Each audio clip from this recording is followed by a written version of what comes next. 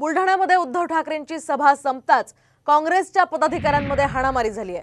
काँग्रेसचे माजी आमदार दिलीप कुमार सानंदा आणि काँग्रेस सेवा दलाचे कार्याध्यक्ष तेजेंद्र सिंग चव्हाण यांच्यामध्ये चांगलाच राडा झालाय।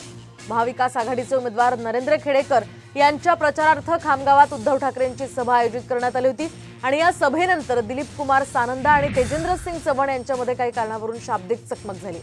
याच वेळी काही वेळानंतर या शाब्दिक वादाचं रूपांतर हाणामारीमध्ये झालं। दरम्यान खामगावात महाविकास आघाडीला गटबाजीचा हा फटका बसण्याची यामुळे मोठी शक्यता आहे। या संदर्भात आपण अधिक माहिती जाणून घेऊयात आमचे प्रतिनिधी संजय जाधव यांच्याकडून। संजय, काय सांगाल, बुलढाण्यामध्ये नेमकं काय घडलंय काल? मोहिनी, काल उद्धव ठाकरे यांची महाविकास आघाडीच्या संदर्भामध्ये उमेदवाराच्या बाबतीत एक जाहीर सभा आयोजित केली होती खामगावमध्ये।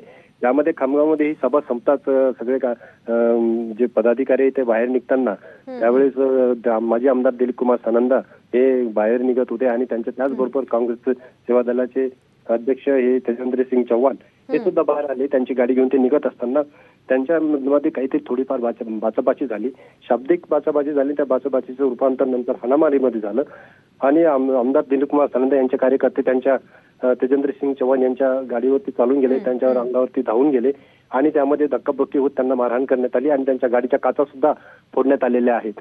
या संदर्भात नंतर पोलिसांनी मध्यस्थी करत वाद मिटवलेला आहे। मोहिनी, अगदी नक्की संजय, धन्यवाद दिलेल्या या सविस्तर माहितीसाठी। आपण पाहतो आता खामगावात महाविकास आघाडीला या सगळ्या प्रकाराचा फटका बसू शकतो, या गटबाजीचा महाविकास आघाडीच्या उमेदवाराला फटका बसू शकतो।